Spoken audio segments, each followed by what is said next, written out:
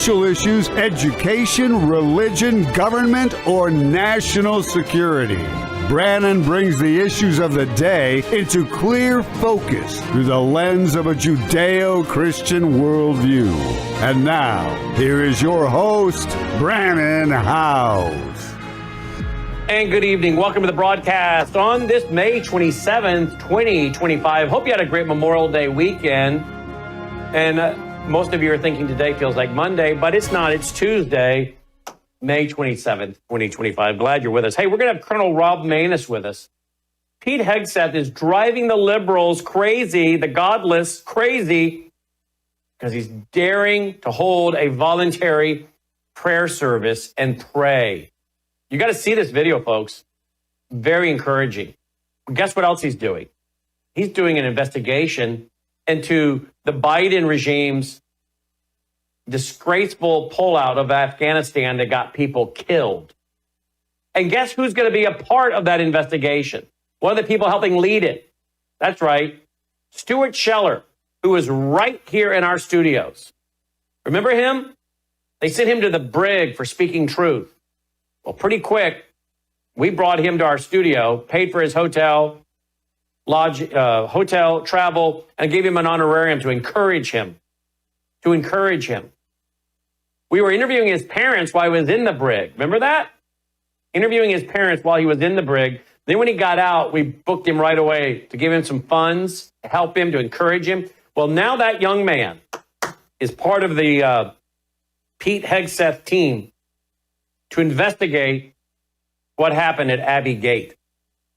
Colonel Rob Maness on all that, including the attack on free speech. Young man, you're going to see the speech. Young man gave a speech about his shirt. There are only two genders. That's what his shirt said. There are only two genders. The school cultural Marxists apparently went nuts. And now the Supreme Court doesn't want to hear the case? Are you kidding me?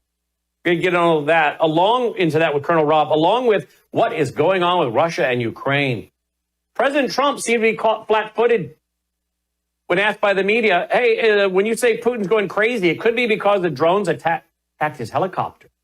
President Trump said, I was not aware of that, but that might explain it. Now, here's the question. Why didn't President Trump know?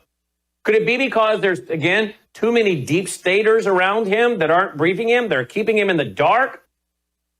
I would hope he really chewed somebody out over that, because our President Donald Trump, deserves top-notch people working around him, keeping him informed, protecting him, giving him the information he needs as president, as commander-in-chief, not finding out from the press.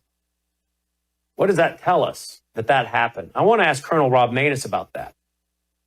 I also want to talk to Annie Cyrus tonight. Annie has written a ton of articles tonight at liveuptofreedom.com, liveuptofreedom.com. She's got a ton of articles out tonight. America's Jihad Martyred Cult.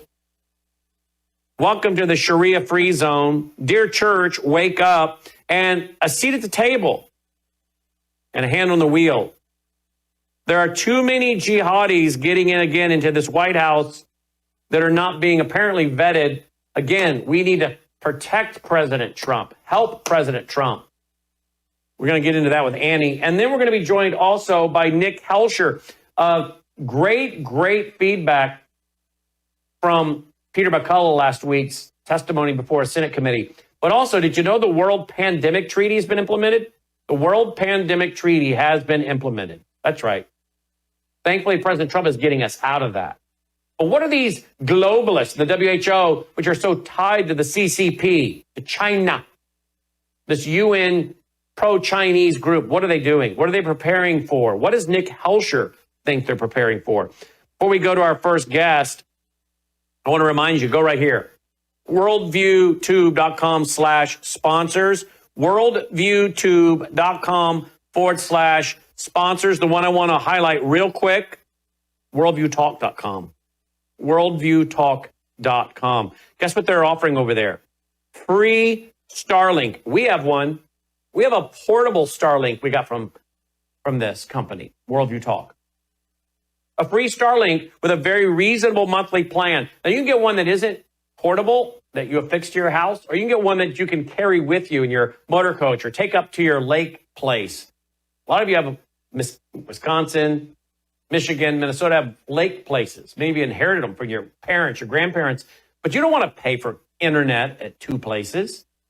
Take your portable Starlink. Maybe you got an RV, a motor coach. Take your portable Starlink. Whether it's portable or whether you affix it to the house, you're going to get massive 5G, massive 500 GB high-speed internet plan, and you get the Starlink for free, saving hundreds of dollars and supporting this network at the same time. And a great company like Tina's Worldview Talk. So check it all out. That, the solar generators, the beanies that protect your head from the EMF, so much. Bulletproof backpacks, it's all there. Worldviewtalk.com. Check it out. Look at that, folks. Worldviewtalk.com. All right, joining me now is our buddy, Colonel Rob Maness. Are you guys ready for some good news? Something that is completely driving the Marxist, globalist, godless crazy. And that is Pete Hegseth. Pete Hegseth, I think, is doing a pretty good job over there at the Pentagon. And apparently, he's doing something that hasn't been done ever or in a very, very long time. I don't know. I've not studied the history of it. But I do have I think a video here. Let's see. Someone claiming that this is a first. I think it's a news outlet I've read somewhere claiming it's a first that Hegseth is going to be leading regular prayer services and that this is a first. I want to get to that and play for you actually his prayer. But first, let's go and welcome Colonel Rob Maness. Colonel, welcome back to the broadcast. Thanks for being with us. Hi, Brandon. It's good to be back. So he's making history, is he? Oh, absolutely. He's making history. You know, the prayer service is just a small piece. The bigger one is the directing a further review of the Afghanistan withdrawal debacle. And quite frankly, the people he's chosen to lead it are what's driving the globalist people nuts. He picked Who's he chosen? He picked Sean Parnell, who's the Assistant Secretary for Public Affairs, but was a combat officer, platoon leader in Afghanistan. Wrote a book about it called The Outlaw Platoon. And the other gentleman he picked to lead it is former Lieutenant Colonel Stu Scheller, who, as you may recall, is the only officer to be held accountable for the Afghanistan debacle because he dared to put out a video asking for the generals and the admirals to be held accountable. And you do know that we brought him. Go ahead. Mm-hmm. And we brought him into our studio. We paid him an honorarium. We wanted to bring him in. We wanted to encourage him. We wanted to help him out a little bit. I don't know if you know this, but he came into our studio and did a full evening with us. We were the first groups to reach out to him. That's fantastic. Thank you for doing that. He's a good man, very courageous. Anyway, he and Mr. Parnell are leading the effort, and that hasn't been done to the generals and admirals ever, I don't believe. Wow. In fact, I want to do this. Let's just play a little clip. Here is where Stu is in our studio talking about this before the election of Donald Trump, when none of us even knew Donald Trump was going to get reelected. And now he's heading up the review committee on handling how this debacle in Afghanistan was handled, which, by the way, I have a nephew who was a sniper who was doing Overwatch, from what I was told.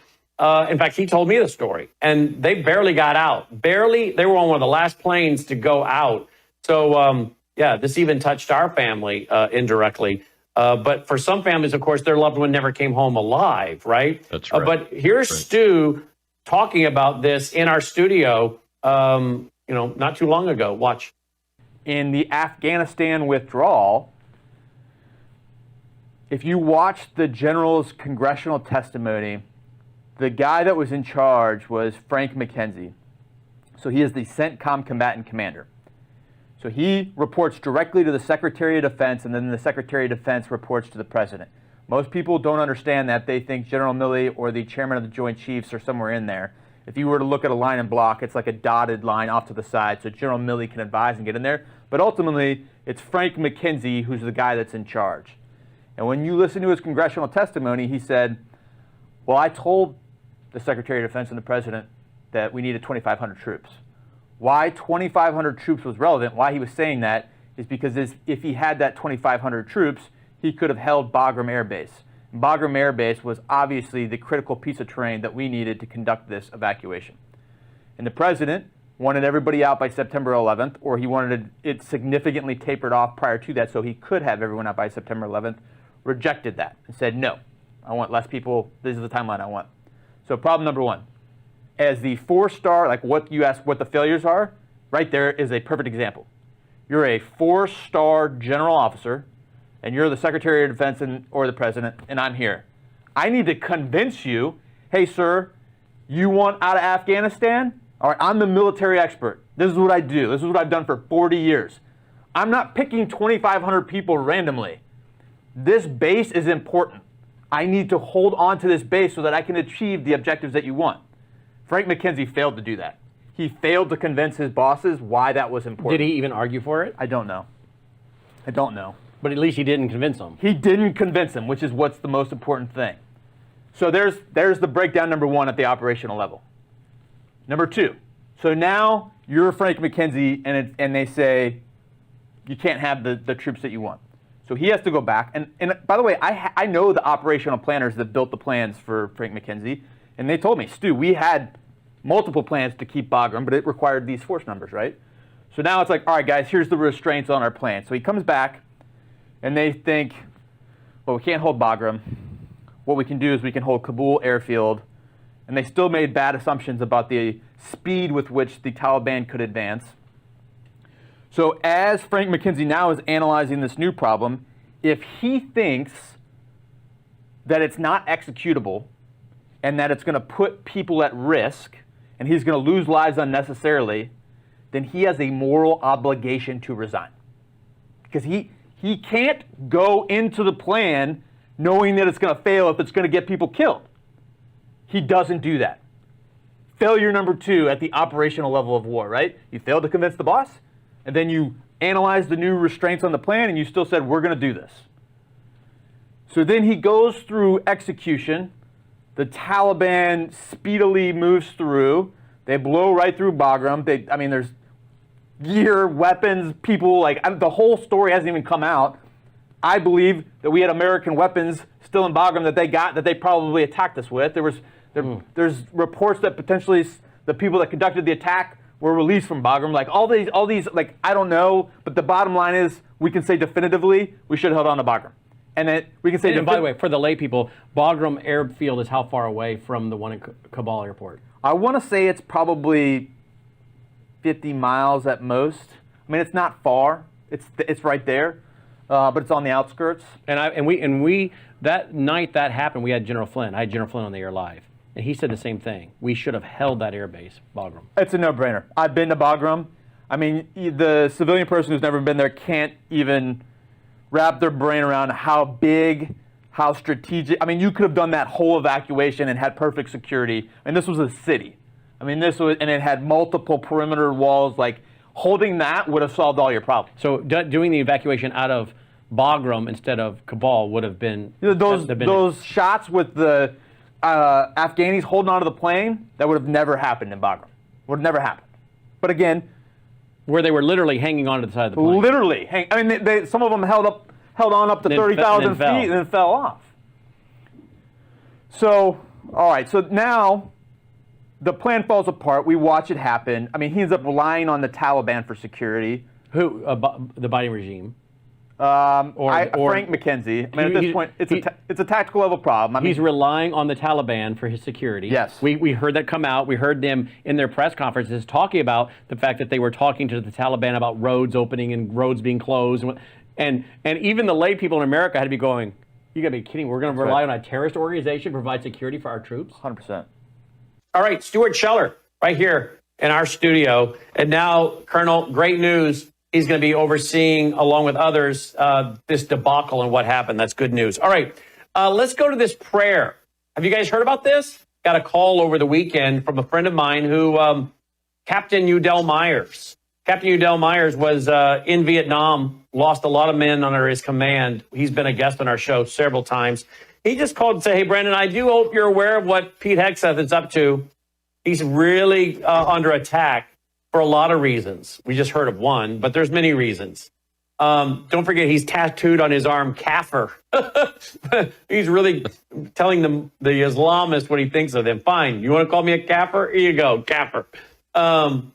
But he's now going to hold regular prayer meetings. Listen to this. We'll have Colonel Rob Maness comment on it. Watch this. Colonel, thank you very much. Let me say something briefly as I look out at this audience. This is precisely where I need to be. And I think exactly where we need to be as a nation at this moment, in prayer, on bended knee, recognizing the providence of our Lord and Savior, Jesus Christ. That there are so many things we do in this building and across this nation with such great consequence, it's almost unfathomable. When I think about the task that I've even undertaken thus far this morning and what I'll partake in the remainder of the day, to think it relies only on my strength would leave me completely incapable of addressing the issues of the day or those going forward. And knowing that there's an author in heaven overseeing all of this, who's underwritten all of it for us on the cross, gives me the strength to proceed and to look out at this audience and know there are so many others online here at the Defense Department who share that understanding of appealing to heaven for that guidance, for that wisdom, for that courage, gives me strength. So thank you for joining us today. This is something we plan to do on a monthly basis, on a voluntary basis here in the auditorium. Hope you'll let those you work with know about it. We're grateful that you would join us here briefly. It's just a brief moment. But pausing and creating that routine of prayer, of humility, of seeking his grace and his guidance, just like George Washington did, on bended knee, in the most difficult moments, with his troops, in impossible circumstances, saying, Lord God, I cannot do it alone. So thank you for joining us here, and we look forward to doing it each month. If you would bow your head in prayer for me. King Jesus, we come humbly before you, seeking your face, seeking your grace, in humble obedience to your law and to your word. We come as sinners saved only by that grace, seeking your providence in our lives and in our nation. Lord God, we ask for the wisdom to see what is right, and in each and every day and each and every circumstance, the courage to do what is right, in obedience to your will. It is in the name of our Lord and Savior, Jesus Christ, that we pray. And all God's people said, amen. Thank you. Wow. It doesn't get much more evangelical and Christian biblical than that, does it, Colonel? No, it doesn't. He's driving them crazy. But, you know, he used all the right. He did it right. You know, it's voluntary. We're going to do it once a month. I'm going to participate. Put it in historical context around George Washington and some others. And he's well within his rights to do that. And there shouldn't be any complaining. Nobody's being made to do anything. Yeah, that's exactly right. All right, let's switch over to Russia, to Ukraine. What kind of a tough weekend. Apparently drones were going after the helicopter of Vladimir Putin. It seems as though, I don't know what you think, President Trump apparently had to be briefed by the media that this happened. He didn't seem to know. He's talking about Putin seems to have gone crazy, and people were like, you know, they were targeting his helicopter, supposedly. So again, I don't know what's going on. I'd like to see people keeping President Trump more in the loop, but that was out there this weekend. And things seem to be escalating with the NATO leaders, these European leaders who just seem so dead set on going to war, and now lifting all of their restrictions as far as how far these missiles can be shot into Russia. Again, the Europeans, I know we have an economist by the last name of Armstrong, we've quoted several times. He's saying, look, these European nations are going belly up. They're going financially bankrupt. They're in big trouble financially. And maybe they need a world war to cover it, to distract, or also, the Keynesian economics of when there's an economic downturn, the government becomes the primary spender, we'll go to war. What do you make of all this? Because it seems as though they want war, and it seems as though things heated up over the weekend. But I really don't want to hear President Trump finding out about it from the press. Well, that right there, that issue is a big indicator that we still have problems in our intelligence community, the intelligence world and the command and control world under the control of not just the Department of Defense, but the intelligence agencies are not going to be friends of Donald J. Trump. They don't agree with him that we should extricate ourselves from wars and that we should seek peace instead of war. They just don't agree with him. And he's got to get people appointed and in office that will take that in hand and pull the reins back on this and start working with Russ Bode over at the Office of Management and Budget to get those folks out of there, get them rescheduled as scheduled up and removed because they're in policy positions. And everything affects policy when you're at that level, and holding information from the President of the United States, whether intentionally or not, whether it's incompetence or intent, has got to be addressed. It has to be. Yeah, and I don't know if this is the full clip. I'm going to play it. I hope it is. Here it is, though. I'm not happy with what Putin's doing. He's killing a lot of people, and I don't know what the hell happened to Putin. I've known him a long time, always gotten along with him, but he's sending rockets into cities and killing people, and I don't like it at all, okay? We're in the middle of talking, and he's shooting rockets into Kiev and other cities. I don't like it at all. President, what do you want to do about that? I'm surprised. I'm very surprised. We'll see what we're going to do. What am I going to tell you? You're the fake news, aren't you? You're totally fake. All right, any other questions? I don't like what Putin is doing, not even a little bit. He's killing people. And something happened to this guy, and I don't like it. I'm not happy. All right, that's not the full clip. I'll see if I can find it. But we played it on a Worldview Report tonight, and when the press told him that, he said, "Oh, I wasn't aware of that." So that really set me back on my heels. Like, wait a minute, you think President Trump chewed someone out over him going out there and not knowing this in advance? Oh my goodness, I hope so. They set him up, whether intentionally or not. It's a setup, especially when you have the information, even if it's what we would call soft and an initial type information. At least give the man the information and arm him with that so that he's aware of it. Whether first reports from the battlefield are almost always false. So, but he could still talk about it from an educated and knowledgeable perspective. He might have said things a little bit differently about being upset with President Putin had he known that his own helicopter had been targeted by the Ukrainians. Look, in war is random and chaotic and archaic, and an archaic and terrible way to do business, but it is what it is. That's where they're at. And Mr. Putin has the upper hand. He has all the cards. We don't really have the cards.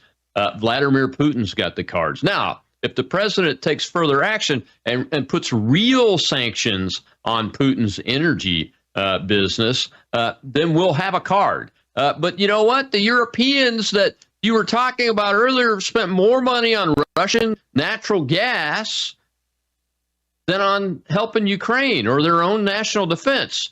So don't tell me that they want, that they insist on going to war when they're paying for the war by paying Vladimir Putin. They are the largest purchasers of Russian liquefied natural gas still today.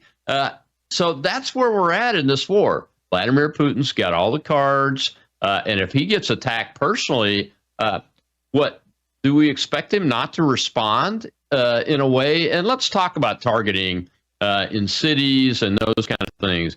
Look, all of these weapons are GPS targeted, and the Russians have their own satellite intelligence and their own human intelligence networks. And And look, do you really put it past the Ukrainians to not put military targets in schools, hospitals, shopping malls, etc.? They've done it before. Even the Russians have done that. So you got to be aware that the initial information is usually incorrect or flawed in some way. And I will put $20 down if I were a betting man, and I'm not. I don't usually gamble. I watch other people throw their money away and smile and laugh. But I would bet $20 that there's some reason why those targets have been selected.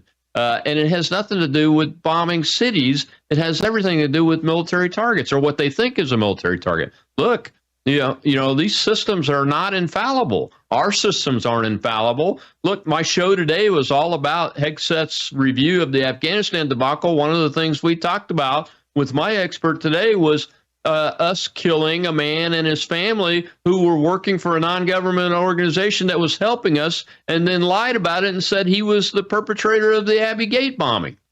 So our systems are not infallible, and certainly neither are theirs, because theirs aren't as good as ours. In fact, I found the clip of President Trump. Here you go. From Ukraine. So do you have any? I haven't heard that, but maybe that would be a reason. I don't know, but I have not heard that. Wow, there you go. I have not heard that. Yeah, I hope he really chewed somebody out over that, and it opened his eyes a little bit to why he needs to bring in some more people into the White House to brief him that are really outside the system. I don't know, Colonel, are you available to take that job to brief him every morning? If the odd chance that were to happen and he called me, I would have no reason to say no. I mean, the president calls, you're going to help him. So that's where we're at. Yeah. He needs a guy like you, but we also don't want to lose you, so we can't have that happening. But I guess we would sacrifice for the sake of the country. Okay, so what do you make? These European leaders, they really seem to want to lift the level of how far the missiles can go. Emmanuel Macron's getting pushed in the face by his former teacher. I think that's what his quote wife or whatever she is. I mean, this guy looked like a real fool this weekend. Did you see that, by the way? Did you see that footage? I did see a short clip of it. I'm sure it was out of context, though, so it was only like 5 seconds long. But the European countries that are lifting the restrictions and those kind of things, honestly, it's the United States weaponry primarily, and some UK weaponry that is the really long-range stuff. But they still have to have targeting information. And the targeting information from us, I think, is fairly restricted at this point with the new administration. And there would have to be a good reason. That's another thing. Don't put it past people to set up false decision concepts like firing missiles and drones at their own cities. That's happened before. And the Ukrainians even tried to blame an errant surface-to-air missile that they shot that landed in Poland and killed I think it was a poor farmer guy on the Russians, and try to get the U.S. to enter the war. Remember early on in this conflict? So we just we have to be very deliberate and kind of plodding along, because we are not engaged in the combat, so we don't have to be in a big hurry when we're talking about this information, and more importantly, when the president's being asked to make decisions over it. His team, I'm sure the loyal people on his team are doing the best that they can, but honestly, there's not enough of them, and the deep state resistance bureaucrats, there's still a lot of them in there. Mm-hmm. Here's the video footage, Colonel. Emmanuel Macron getting pushed in the face by his wife. Anything there? There was nothing to see. It's all right. Hang on. Let's see it again. This is actually pretty funny.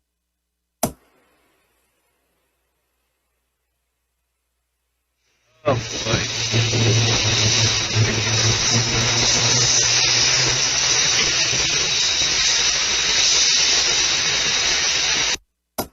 Man. So So these are the guys that are running the world, running NATO, trying to get us more into war, put boots on the ground, put soldiers on the front line, send missiles in there. This guy can't even apparently run his own marriage. Yeah, and remember, his populist, the leading populist opposition, is facing prison time because of that. And the Germans are doing the same thing with AfD, trying to put their political opposition in prison.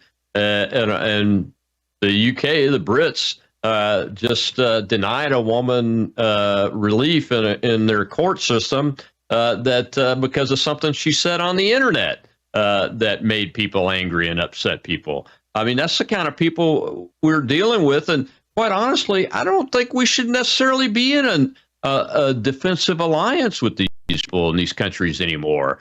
They don't follow what Americans believe in and what our values are. They're not even close to it. I don't know how this got out of control like this, Brandon, but it is out of control. They're going full authoritarian and totalitarian and think that they cannot be held accountable. And they're gaming their election system so they can't be held accountable. That's not the kind of countries that we should be allied with, especially with a triggering defense like Article 5 of the NATO treaty. That is just not where we should be at this point.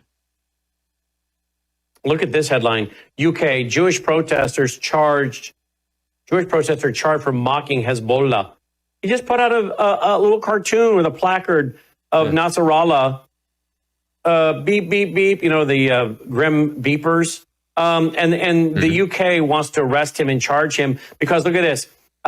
They asked him if he believed the image would offend clearly pro-Hezbollah, anti-Israel activists. I mean, these are the people that want us to go to war. Sick. He should say, yes, I did believe it would offend them, and my intent was to have speech that offends people. That's what free speech is all about. And speaking of free speech, I noticed you were on something. You retweeted this. You retweeted this about this little boy. Before I play it, tell me what we're about to watch. I tweet a lot. He's the one which one you're talking about. Okay, this is the little boy that was, I guess the Supreme Court refused to hear his case because he wore a shirt that said there are only two genders. Yes. Yeah. There it is. Free speech that offends is the speech that America once defended with people's lives, with our blood and treasure. And then we have a Supreme Court denying to hear the case of a young American who simply wore a T-shirt acknowledging the truth. There are only two genders. Unbelievable. Watch this, folks. In the 7th and 10th grade at Nichols Middle School, I appreciate the opportunity to speak to you today. I never thought that the shirt I wore to school on March 21st would lead me to speak with you today. On that Tuesday morning, I was taken out of gym class to sit down with two adults for what turned out to be a very uncomfortable talk. I was told that people were complaining about the words on my shirt, that my shirt was making some students feel unsafe. Yes, words on a shirt made people feel unsafe. They told me that I wasn't in trouble, but it sure felt like I was. I was told that I would need to remove my shirt before I could return to class. When I nicely told them that I didn't want to do that, they called my father. Thankfully, my dad supported my decisions and came to pick me up. What did my shirt say? 5 simple words. There are only two genders. Nothing harmful, nothing threatening, just a statement I believe to be a fact. I have been told that my shirt was targeting a protected class. Who is this protected class? Are their feelings more important than my rights? I don't complain when I see pride flags and diversity posters hung throughout the school. Do you know why? Because others have a right to their beliefs just as I do.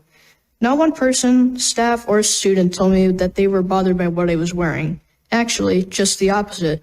Several kids told me that they supported my actions and that they wanted one too. I was told that the shirt was a disruption to learning. No one got up and stormed out of class. No one burst into tears. I'm sure I would have noticed if they had. I experienced disruptions to my learning every day. Kids acting out in class are a disruption, yet nothing is done. Why do the rules apply to one, yet not another? I feel like these adults were telling me that it wasn't okay for me to have an opposing view. Their arguments were weak, in my opinion. I didn't go to school that day to hurt feelings or cause trouble. I have learned a lot from this experience. I learned that a lot of other students share my view. I learned that adults don't always do the right thing or make the right decisions. I know that I have a right to wear a shirt with those 5 words. Even at 12 years old, I have my own political opinions, and I have a right to express those opinions. Even at school, this right is called the First Amendment to the Constitution. My hope in being here tonight is to bring the school committee's attention to this issue. I hope that you will speak up for the rest of us so we can express ourselves without being pulled out of class. Next time, it may not only be me. There might be more students that decide to speak out. Thank you for your time and good night. Thank you for your time and good night.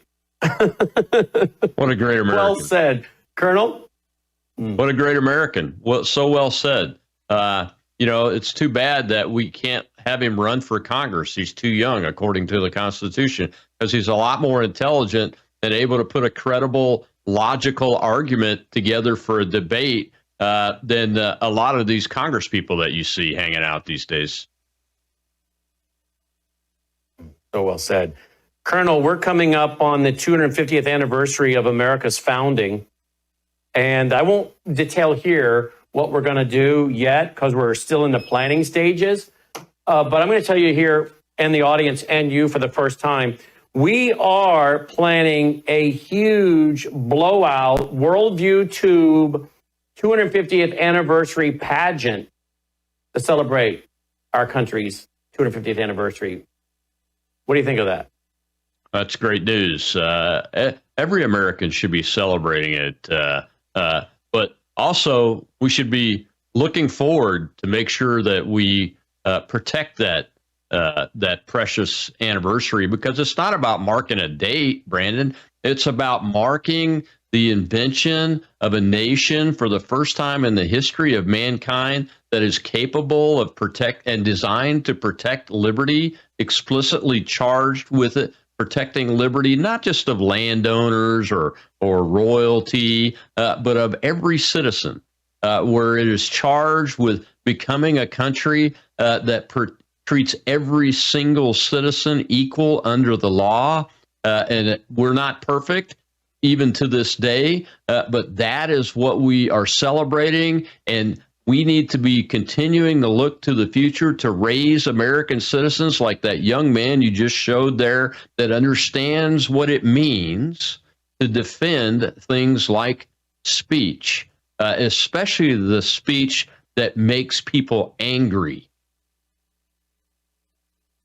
Yeah, well said. As I've said so many times, Ronald Reagan in his farewell address called for Americans to promote an informed patriotism. And when former KGB officer Yuri Bezmenov was asked by G. Edward Griffin in about 83, 84, in that historic interview, talking about all the things they were going to do and were doing to bring down America, demoralize, destabilize, chaos, then you implement the new norm of socialism. At the end of the review, G. Edward Griffin asked him, well, what do we do? What do we do? He said, teach patriotism. So we're going to follow Yuri Bezmenov's recommendations and that of Ronald Reagan. And while we do it here all the time and regularly and each and every day and every night, we are going to have and are making plans. We're talking about full orchestra. I've been in communications with the executive directors of some very large orchestras. But we're planning to do a big pageant that is narrated, tells the story of America, our history, the sacrifice, what has made America great, the principles, the ideas, what makes us not a democracy, but a constitutional republic, celebrating it in a big pageant. Right now, the plan is in June of 2026. So we'll look forward to telling you more about it, Colonel, as well as the audience. But I think that we got to take advantage of this opportunity because there are a lot of people that don't know a lot about America. They don't really have the information to be involved in informed patriotism. And like this young man expressing the truth, that's part of being patriotic, is speaking up and speaking out the truth even when it offends, right? Oh, you're absolutely right. That is it, the essence of why we exist. It's how we came about. Right there, when you think about people like Thomas Paine and the writing that he did, and those kind of folks that have come through American history, all the way up to today, there are people that believe in those values that aren't afraid to profess them and aren't afraid to say things like what you just said.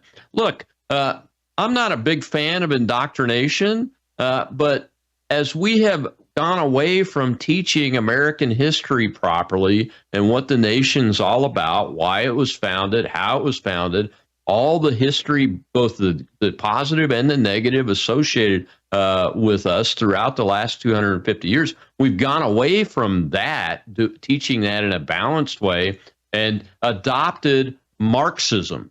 This is pure Marxist strategy to divide people by race, to divide people by gender, to force loyal Americans to bend the knee, so to speak, and be forced to verbalize and say that a falsehood is a truth by insisting that men can be women and that you call them that, or that men can play in women's sports and that you force women to accept that. That is all Marxism. Let's call it what it is. It's not socialism. It's Marxism, Brandon. And that indoctrination is what has been allowed. I just read a report from right here in southern Mississippi where state legislators spoke to a Chambers of Commerce event and said they were worried that DEI was being politicized. Well, DEI needs to be banned in our public systems, whether it's schools or government agencies. It should be banned completely because it's Marxist. That is why it needs to be banned. Politics hasn't got a darn thing to do with it. The existence of the future of this country for our grandchildren is what it has to do with it. 100%. And I see that National Public Radio, I guess Reuters is saying that, and others are reporting, here you go, NPR sues Trump, says funding cut violates the First Amendment. Are these guys that stupid? Are they that dumb? We don't get government money. We're not government funded.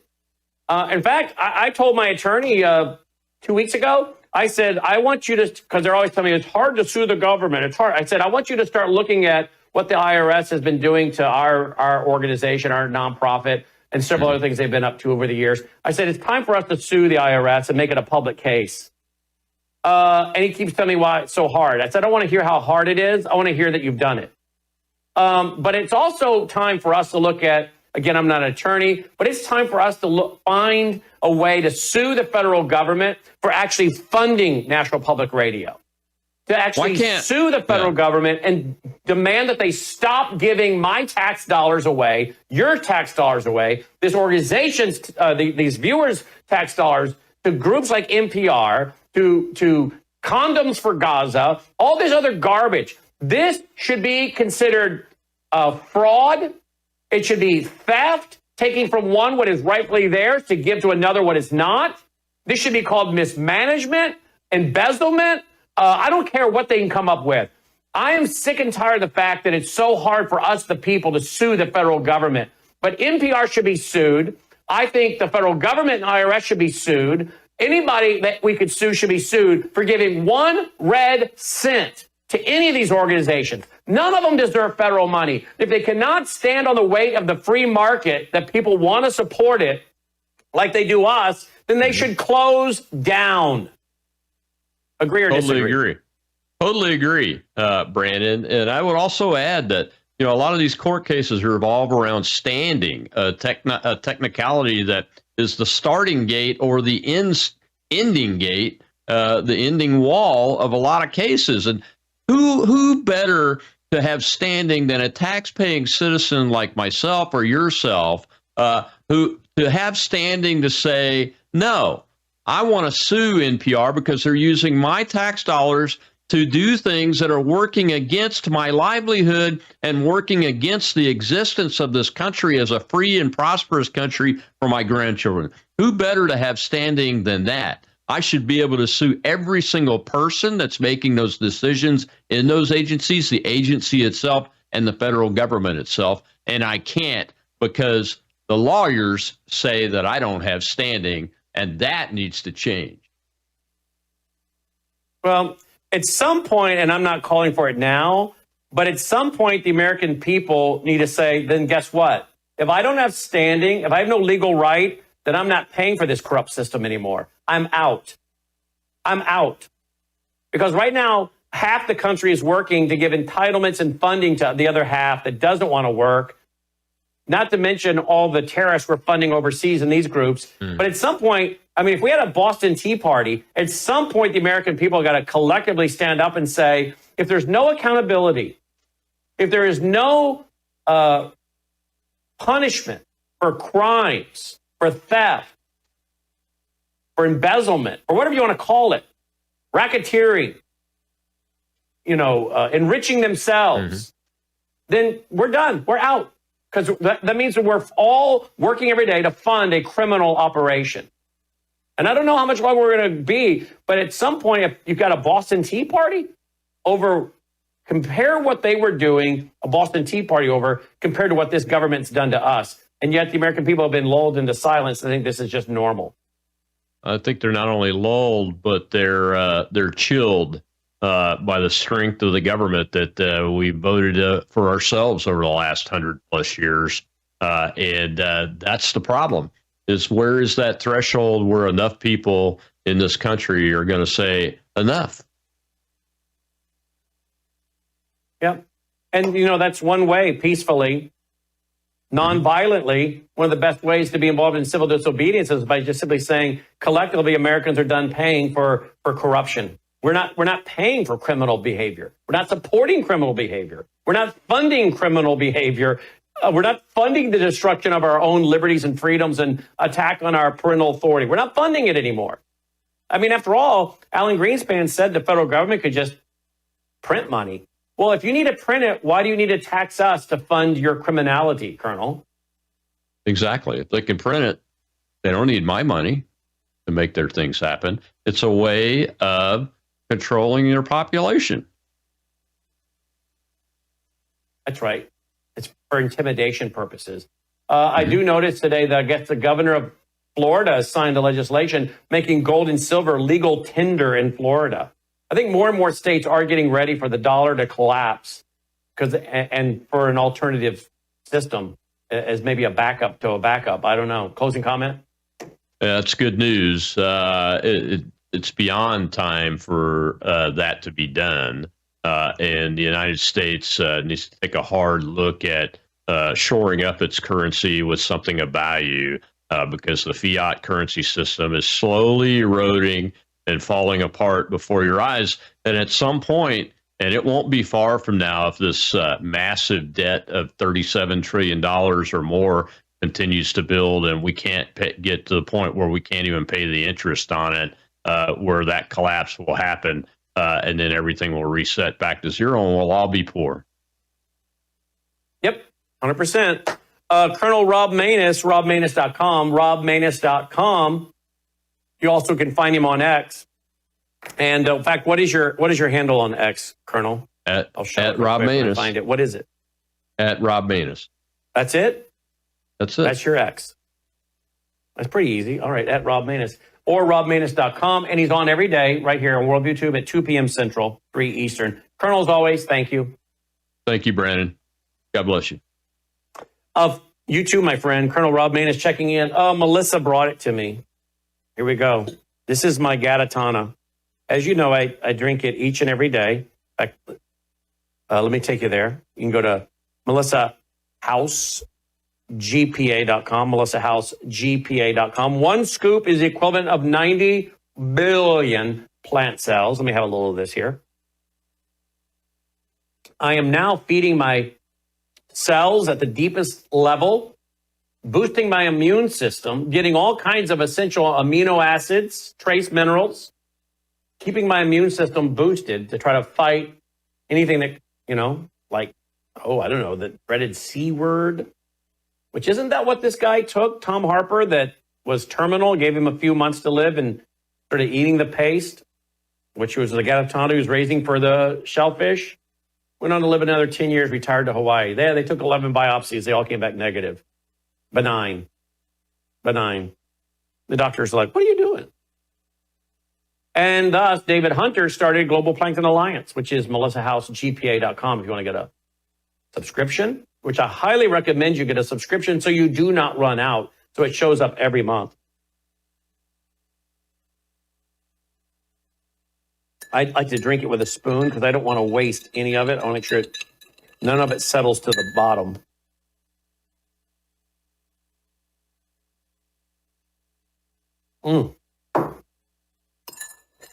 There you go. There you go. And of course, you know I do my Bella Grace. You know I do my Bella Grace. This is a 1-2 punch. My immune system's like, woo. So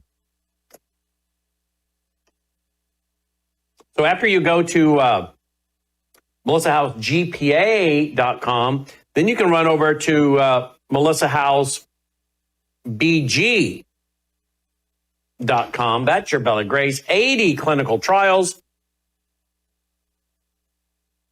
80. Let me finish this up. Hang on.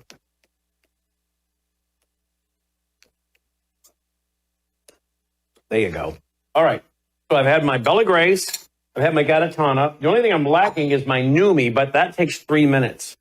So I don't think you want to see me swish for 3 minutes my Numi, but go back to Bella Grace. The skincare, Melissa loves the skincare. You can read about that at melissahousebg.com. The Bella Trim, all natural, plant-based weight management, restorative sleep gummies, all of it is there. melissahousebg.com. Let's go to worldviewtube.com/sponsors. While we're on it, let's talk about Gatatana real quick. I'm sorry, Numi, which is the glutathione. Glutathione, swishforlife.com. Glutathione, 165,000 studies at PubMed on this. All natural curling molecule. Swish with it within 90 seconds. It's in your bloodstream. Better than an IV, which gets broken down in an IV, by the way. Some studies show that glutathione may actually remove mercury from your brain, helping prevent Alzheimer's, dementia, and Parkinson's. So again, highly recommend this. Swishforlife.com. So you go to swishforlife.com to find out more, or you can just go to worldviewtube.com/sponsors. And you'll find the Swish for Life, you'll find the Gatatana, you'll find the Bella Grace. And of course, I recommend you drinking good water. And you'll find the worldviewwater.net. Saw one of the orders come in for that today for the filter. All of it's there for you. And this is not only supporting your health, I believe clearly from the clinical trials and from what I know personally, but you're also supporting this network because these companies pay us a percentage of each sale. They don't just throw money at us. Okay? Only when you order, use the product. And we only recommend products that we personally use, we personally endorse, because we personally use them and we benefit from them. And we know a lot of you are because so many of you have subscriptions to Bella Grace, to Numi, to Gatatana. And if they weren't working, you wouldn't keep the subscriptions. Now, I will say this. Many of you have seen amazing responses from the Bella Grace. The hair growth, your skin, your joint pain, the testimonies are overwhelming. Many of you tell us the Gatatana does well for you, takes away your appetite, curbs your appetite, takes away the desire for the munchies, a lot of positive things. Now, the one thing that you maybe don't see a lot of response from that you know of is the glutathione, the Swish for Life, the Numi. But I would think of that as a maintenance thing, okay? Don't discount it because you don't see or feel the immediate or within maybe 30 days, the response you get from taking the Gatatana or taking the Bella Grace. Remember, glutathione, the third of the three things I do every day, that is a maintenance thing, okay? If the studies show that it may remove mercury from my brain, helping prevent Alzheimer's, dementia, and Parkinson's, then that's what I want to do, right? Because it's a maintenance thing. If I know that the studies show that glutathione detoxes my cells, that's what I want to do as a maintenance thing, right? So what I'm trying to say is Numi is not as popular with our audience as the Gatatana and the Bella Grace. Numi does very well. But the Gatatana and the Bella Grace do really well.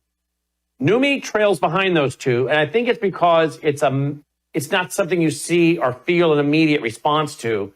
So when you get off of it, you're like, Whereas when you get off the Bella Grace or the Galatana, your problems return. Well, here's what I would simply say. Think about the new me as your maintenance, okay? Doing the unseen things that need to be done, like removing mercury from your brain, detoxing your cells, so that these other products can work. Because I think these three work really, really well together. So please go right here, worldviewtube.com/sponsors. Check out all these great sponsors. worldviewtube.com/sponsors, worldviewtube.com/sponsors. So the WHO, World Health Organization, that's the United Nations, and of course the WHO seems to be dominated by the CCP. What could possibly go wrong, right? Well, just recently, they finally passed what we've been warning about now for a few years, and that is the Pandemic Treaty, the Pandemic Agreement. Nick Helsher joins me to talk about that and some excellent testimony by our friend, Dr. Peter McCullough, up on Capitol Hill last week. Nick, welcome back to the broadcast. Thanks for being here. Thanks for having me. Let's go right away to this pandemic treaty. You've tweeted about it. WHO Pandemic Agreement approved by member states, ushering in a dangerous new world health order. Now, thankfully, President Trump got elected. He's removing America from the WHO. But 3 years from now, if he's not there, or which he won't be, I guess, unless he runs again in 2028, and I don't know how they do that. There's a constitution thing there. But if he isn't replaced by someone who has a like-minded worldview on this, America could be added to it. Tell us what's in this that America could eventually find itself rejoining. Yeah, this treaty is very worrisome for global health. And so under the guise of pandemic preparedness, which is what they call it, this treaty, literally it states in the treaty that it's going to give authorization, it's going to promote the fast track authorization of experimental countermeasures. So that includes these genetic injections, these self-amplifying mRNA injections. And so that's just one part of it. It also promotes the use of what they call combating misinformation. So we know what that means. That means censorship and controlling the narrative. But also it promotes vaccine surveillance systems and wide surveillance systems across the world, across all the member states, which is about 60 countries.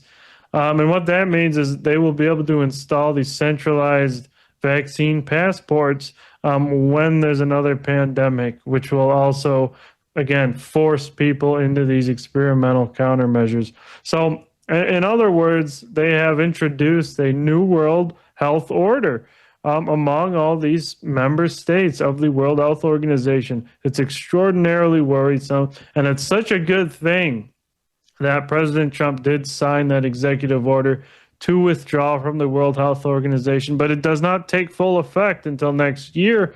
But regardless, we will not be associated with this for the time being. Well, that is good news. Now, did any nations vote against it? I don't think any of them did. I think all of them did vote to adopt it, unfortunately. And that includes Canada. As soon as they release... Oh, of course, Canada. So as soon as they release the next pandemic, you're saying this will include fast-tracked emergency use authorizations with no built-in safety guarantees. So basically roll out whatever you want. It doesn't matter what it'll do to the people because there's going to be no liability or compensation for vaccine injuries. Then you've got coordination of global pathogen and health data via the WHO run with a surveillance system. Digital infrastructure for tracking and compliance. That's your digital COVID passports or your digital vaccine passports. So again, you don't get the so-called vaccines, wherever they roll out. Forget traveling. You may not be able to go into restaurants. You may not be able to go to churches. You may not be able to go into big venues for concerts. Basically, it's your being shut out of the entire civilized world, right? You're just going to sit at home by yourself, basically, is what they're going to do to you. Right. So we can expect that the people who or countries who belong to the WHO will face the same nonsense that we faced here in America in 2020, 2021. They still advocate for those policies such as lockdowns and vaccine passports. So all those countries, they're going to go through the same nonsense. They're going to destroy their economies. They're going to damage their populations with experimental shots. And so, yeah, I feel very bad for those countries, and I would urge them to get out while there's still time. Get out while there's still time. What about the quarantine camps? Anything in there that would allow them to take you and quarantine you against your wishes? There's nothing explicit in there that mentions that, but it wouldn't surprise me that they'll try and do that regardless, particularly for a very high, for an infection or virus or pathogen or bacteria with a high fatality rate. It wouldn't surprise me that they would try and actually do that in these states. What pandemic are you expecting them to release next? It's appearing to be more and more, as time moves on, is H5N1 bird flu, right? We have seen that as the most talked about in the media recently. They are very much pushing that as the next pandemic. Peter Hotez and Robert Redfield, former CDC director, they continuously say that avian influenza will be the next great human pandemic, is what they call it. But we also have to understand that they do have modified versions of H5N1 in laboratories sitting in freezers. They've been modifying them for decades, and they could just simply release them from these laboratories and start infecting humans at high rates. There is currently a circulating form of avian influenza, but it has, in the past few months, died out. There hasn't been really any human cases in the past few months. And so it wouldn't surprise me if they do try and release another modified version of it. But there's also other viruses, bacteria, and fungi that they do have modified in labs, not just H5N1, but many things that we haven't heard of.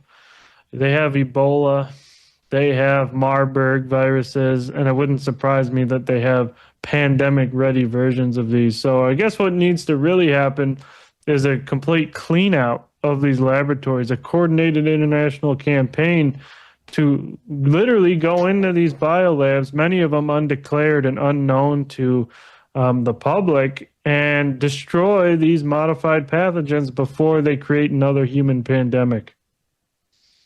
Indeed. All right. Now, your boss, you run the McCullough Foundation, correct? Your boss was up on Capitol Hill last week. Here's what he had to say. Listen to this. He went viral, right? Now, the topic today is myocarditis or heart damage from the COVID-19 vaccines. I'm a cardiologist. I know the topic well. I've examined thousands of patients with this problem. Thousands. Before the pandemic, I had 2 patients ever with this problem. There's 1,065 papers in the peer-reviewed literature on COVID vaccine myocarditis. So let me summarize them for you. The first one that came on my radar screen that was alarming came from Washington University in St. Louis, August 18th of 2021. The first author is Verma and colleagues, New England Journal of Medicine. 42-year-old man comes into Washington University Hospital with vaccine myocarditis. The infection is ruled out. It's the vaccine. He's in the hospital. This is one of our best hospitals in the United States. He dies 3 days after taking Moderna. They can't save him in the hospital. Say, Dr. McCullough, move the microphone just a little bit away from you. Then one was reported from Korea by Choi and colleagues. This is now a younger man. Just a few days after Pfizer, he comes in the hospital. He dies within 8 hours of being in the hospital. I can tell you, I'm a cardiologist. That doesn't even happen with heart attacks. He dies within 8 hours. I examined all of the slides and the images that the Koreans had showed us. It looked like somebody took a blowtorch to that heart. It was so completely fried with inflammation. His heart was destroyed. These cases, which were widely known at the time, should have gotten everyone's attention. Everyone should have been laser focused on this. We should never have someone die after taking a vaccine. That's directly caused to the vaccine. Then Gill and colleagues, Connecticut, published in Archives of Pathology, 2 boys, aged 16 and 17, who die a few days after taking Pfizer. These are teenagers. They're found dead at home by their parents. They're absolutely horrified. There you go. I mean, that went viral last week, didn't it? I did. That went absolutely viral. You know, it was all over X. And even it reached the mainstream news. It reached Fox News. And so Dr. McCullough did an absolutely fantastic job testifying at this hearing. Senator Ron Johnson as well. Absolutely fantastic job putting this together. And the team at Daily Clout, Naomi Wolf, did an absolutely fantastic job with the preparatory work, the background work that went into this. And so, Dr. McCullough laid it out. He laid out that myocarditis is indeed fatal, right? It does kill people, and there's still no black box warning on these products saying that they can cause death, despite. And Dr. McCullough cited our autopsy paper, a systematic review of autopsy findings in deaths after COVID-19 vaccination. He cited it on the record in this testimony that we found 73.9% of deaths after COVID-19 vaccination looked at autopsy were due to the vaccine, and a causal link between COVID-19 vaccination and death. And again, still no black box warning, still no class 1 recall, which applies to products that can cause death. And so he laid this out for the whole world to see that these products can cause death. And so we hope that this is going to create a chain reaction to where people finally are starting to pay attention of their true harms. Mm-hmm. Here's another one by Dr. Peter McCullough. Here we go. The first time I testified at Homeland Security and Governmental Affairs, before a word came out of my mouth, Minority Senator Gary Peters said what America was about to hear was misinformation. I didn't even know what he was talking about. I had never heard that term before in academic medicine or in important deliberations. That's November 19th, 2020. What was he doing? He was using an old communist propaganda technique. He was attempting to gain leverage over me before a word ever came out of my mouth. We should never have our public servants ever try to gain leverage over anyone who is coming to Washington to help the nation on an important issue. The first time I testified. 100%. 100%. Well said, Dr. Peter McCullough. All right, what else are you watching? And you want to comment on that? And then what else are you watching, Nick?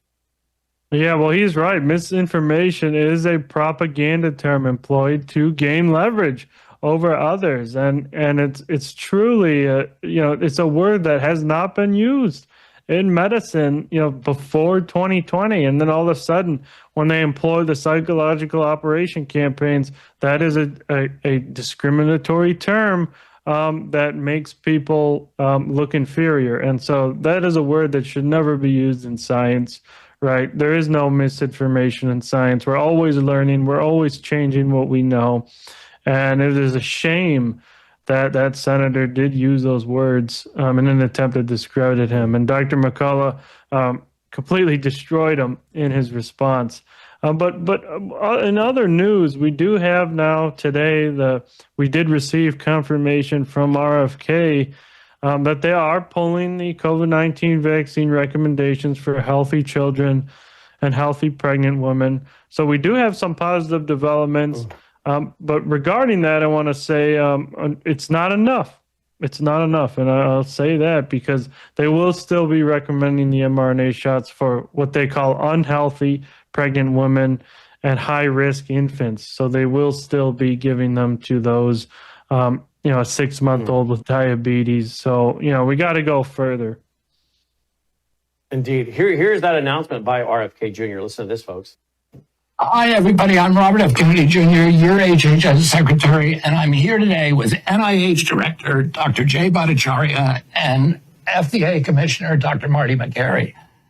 I couldn't be more pleased to announce that as of today, the COVID vaccine for healthy children and healthy pregnant women has been removed from the CDC recommended immunization schedule.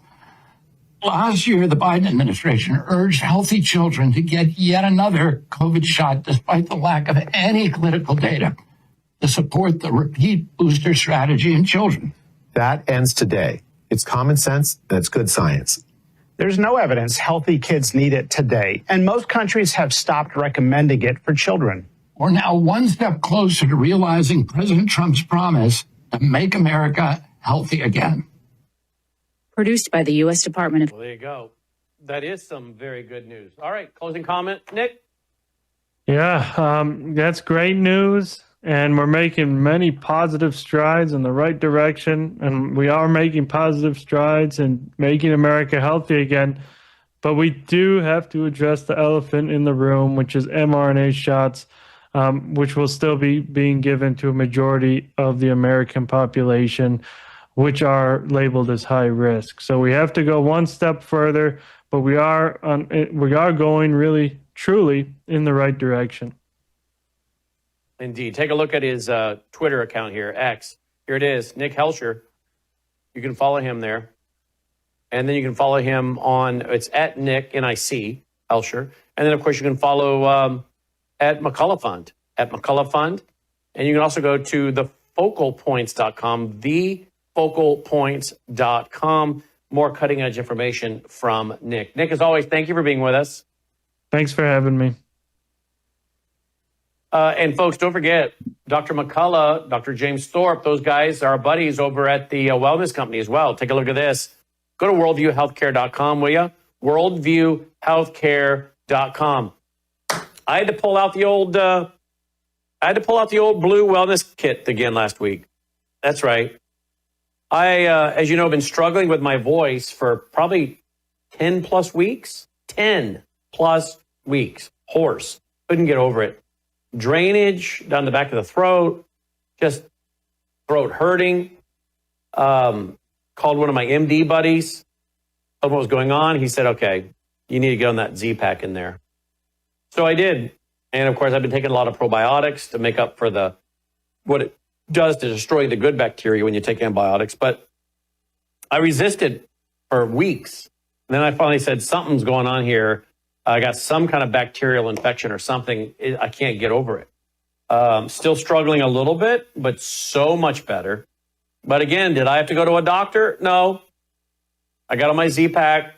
I have these meds. So check it out right here, the medical kit, emergency medical kit on hand. Now, again, if there were to be disruption in our pharmaceuticals due to going to war with China, were there to be a just-in-time inventory issue, you don't want to be without critical meds, okay? So I highly recommend you do what Melissa and I do.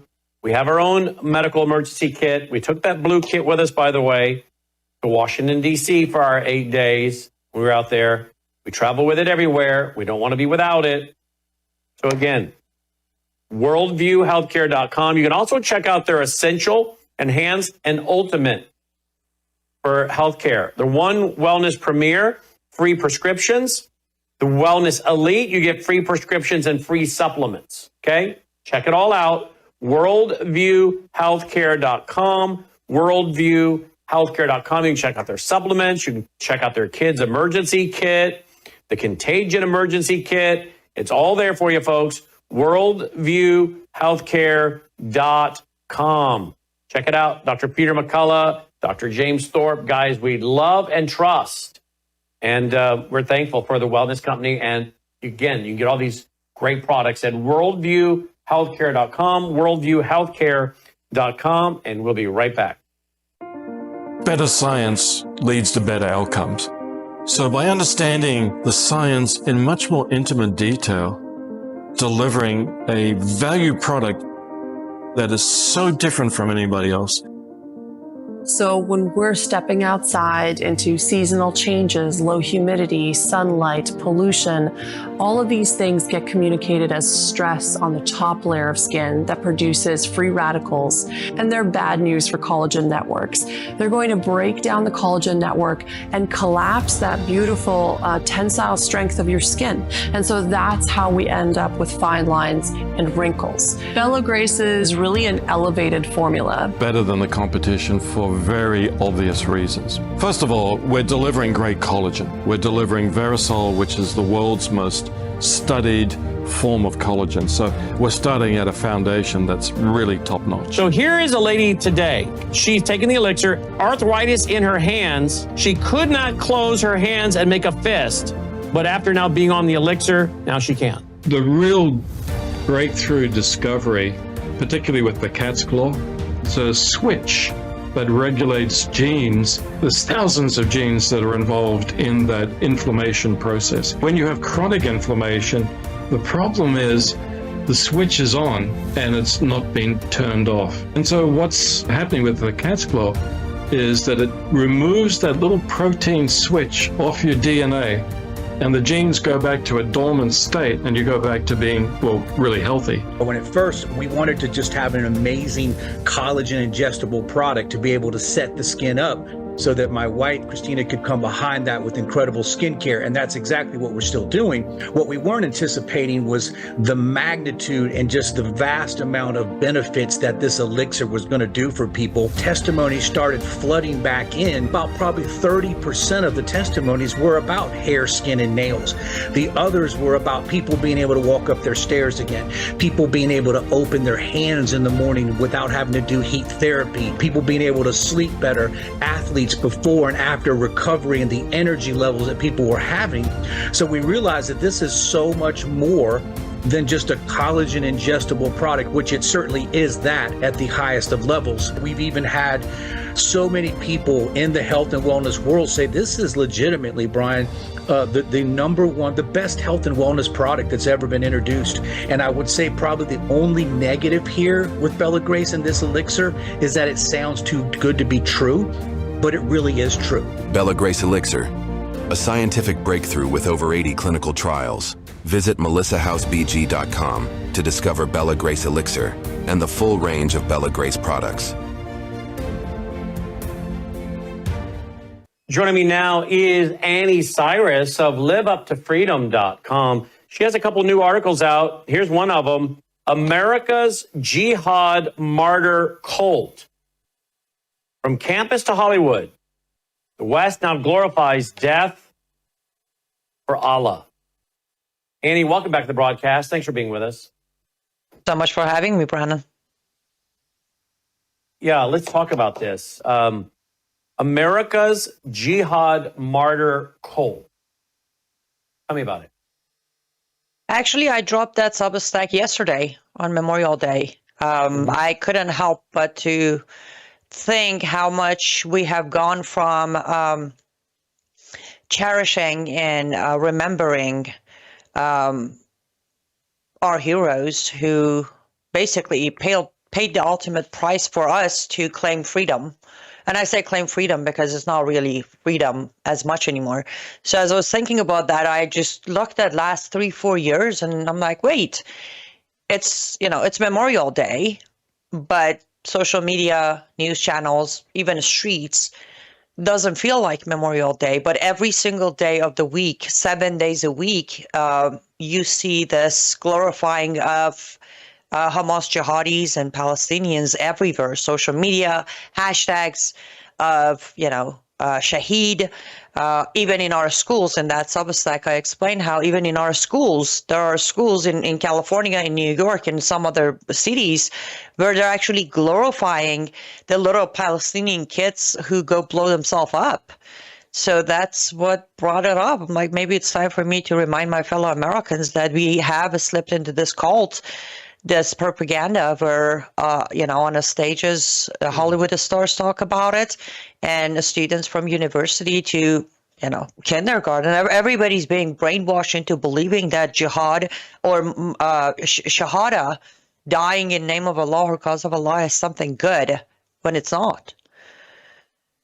You know, Annie, I was over the weekend studying, getting ready to teach on this coming Sunday night. I was studying ahead, trying to get ahead of the game, if you will. And I was studying on Revelation chapter 16. And I'll start Sunday night in our series. It'll be our 39th 1-hour lesson as I'm teaching through the book of Revelation. And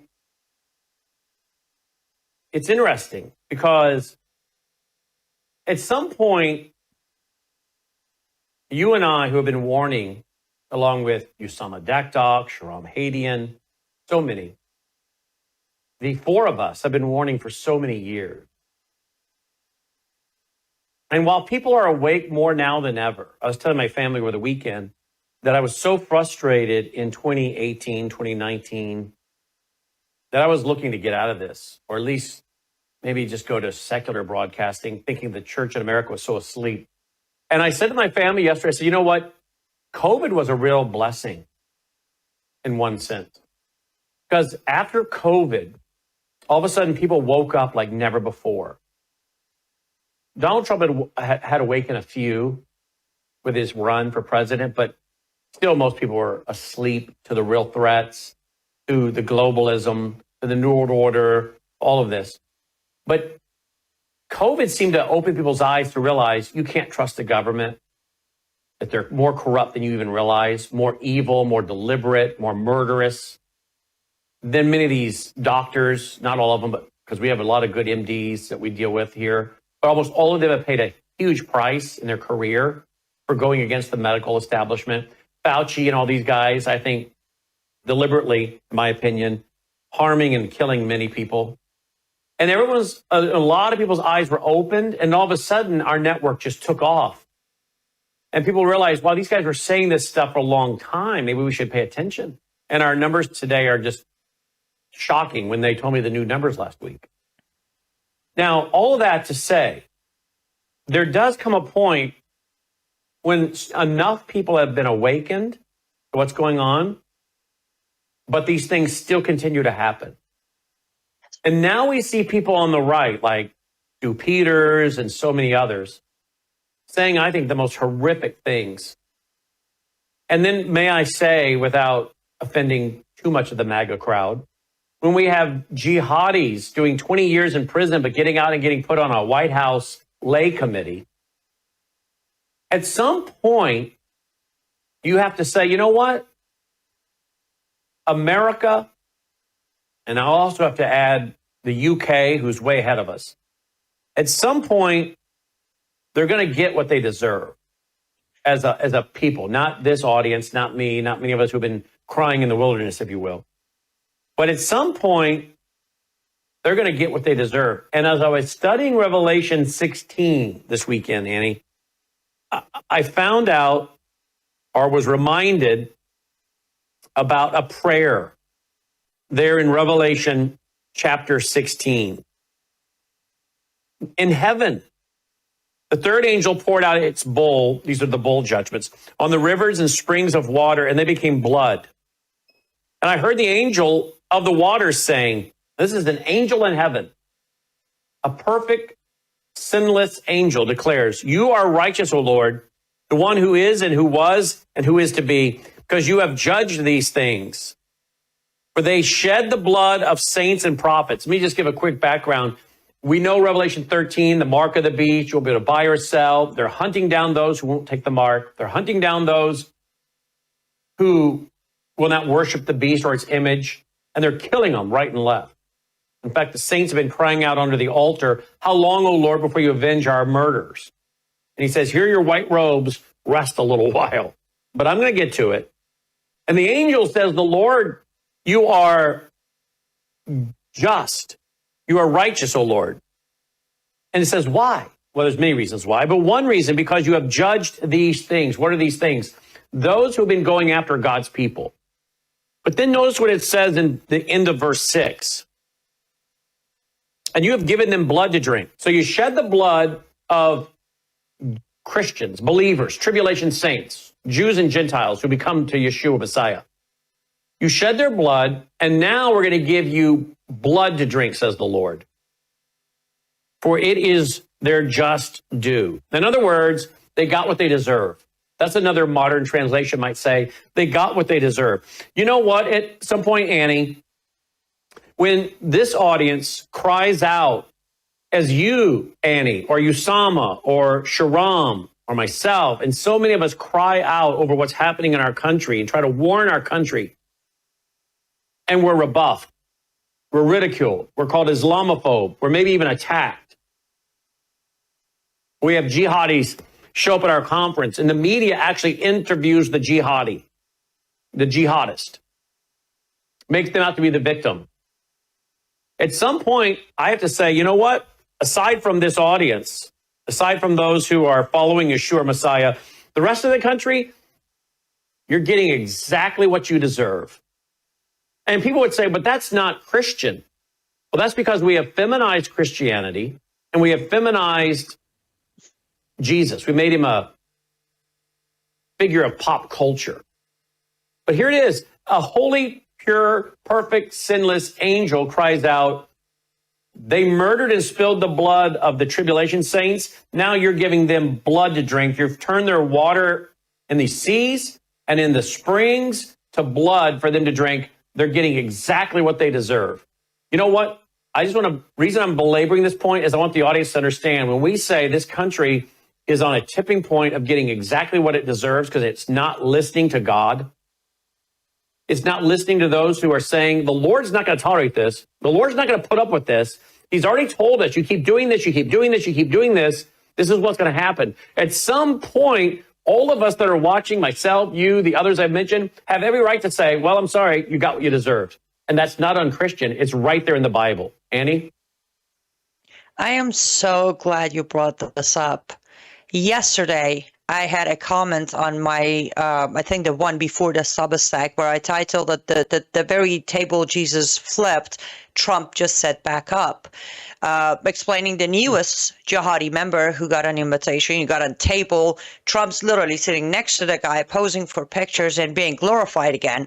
And somebody commented saying, I understand what you're trying to say, but Jesus didn't flip the table for secular politics. He did it because, rabbis were fooling and, taking money from those who were attending. And my response was, the fact that you would think this issue is over secular politics is exactly the problem. No, that table was flipped because there was a mockery of God's house. And what Trump and his administration are doing with the jihadis right now is exactly the same mockery of God's house. I don't care who wants to believe it or not, but this country was founded on Judeo-Christian values. When you invite these jihadis, bring them into White House, which is the head of this country, sit there and pose with them at the fancy table, I do consider that you're about to get what you deserve. And yet how many would think in America and even in modern day Christianity to say the country's about to get what it deserves is an unchristian statement. Yet it's right there in the scripture by a holy, sinless angel praising the Lord for his actions and his pure and just judgments. He's holy and just and must judge sin, right? In this life and the next. Now, if we all got what we deserved, God forbid Brandon House would get what he deserves because I deserve a lot, right? I deserve God's wrath. But here's the thing. You and I and those who have placed their faith and trust in Christ have passed from judgment. From judgment into life. We've been shielded by the wrath of God because we're inside Christ, who is our ark. Just like Noah's family got into the ark and were protected by God's wrath, destroy the whole world. But modern day evangelicalism, many of those people are playing a game. There's no true conversion. There's no true repentance, right? There's no true knowledge. Yes. They're playing a game. It's a social club. They're setting up this, again, going back to interfaith dialogue. My argument is, no, you will perish because if you truly believed in Jesus Christ as your Lord and Savior, you would know he's the only way. You wouldn't sit there and say, okay, we're one way and then Muhammad is another way.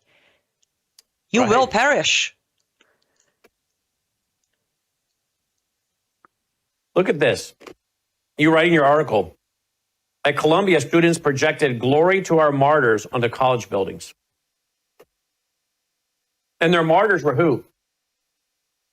Palestinian jihadis, Hamas members at Gaza, and what they did during October 7th of 2023. At Harvard, over 30 student groups signed, 30 student groups, not 30 students, 30 student groups signed a letter blaming Israel.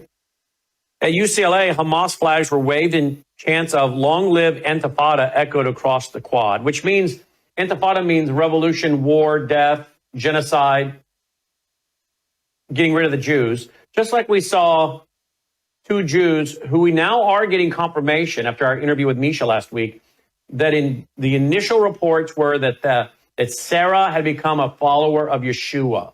Remember, Misha was sharing her testimony with her at a banquet less than a year ago. And the reports were that she was going to be engaged this week, that her boyfriend was going to engage to propose to her this week in Israel. And many of us had heard through various sources that she had become a believer. And now, since last week, we're getting even more reports that indeed she had become a believer. But Intifada, that's what's being chanted. Death to Jews, right, Annie? Yes. The simplest way to explain Intifada is from the river to the sea. Extinguish all Jews. Wipe them off the map. That's Intifada. In any shape or form. Kill them, rape them. The only option that's not on the table is convert, by the way. I think we have covered this, or you have done it with Osama. Jews aren't to be given a chance to convert to Islam. They are too filthy to ever be cleansed of their sins. They're the cursed people, so they can't even have the chance of convert or kill. Just kill. George Washington University lit up its student center with pro-martyr slogans. At the University of Washington, faculty-backed rallies praised, these are faculty-backed rallies. They praised the, quote, brave resistance fighters, in quote. Annie, I believe whether Columbia, Harvard, UCLA, George Washington University, University of Washington, and a lot of other universities and colleges not mentioned, I believe America is very likely on the verge of major terrorist attacks in America, and American students will be taking part. True or false? I say true. Very true, especially because remember, about 2 months ago, one of the hostages who was released finally testified that the hostage takers were showing her pictures of the students, Universities of America students with Chafier, saying, these aren't just activists, these are our soldiers. They were literally showing American student faces in universities during the pro-Palestinian, pro-Hamas, anti-Israeli protests. They were showing faces, which amazes me that none of those have been, arrested, deported, or even tried or investigated. So yes, these so-called young kids are, and in this very Substack, I did cover that this brainwash starts from day one. So what we see is a bunch of kids at universities and colleges aren't kids. They don't look at themselves as kids. And they keep getting away with it, by the way. And they keep getting praised. Let's talk about Hollywood. Hollywood. You write in your article at liveuptofreedom.substack.com about Netflix. Tell me about this 2022 movie from Netflix, a Jordanian film. Tell me about that. Yes. Okay. So I don't even think the word propaganda would cover this, Brannon.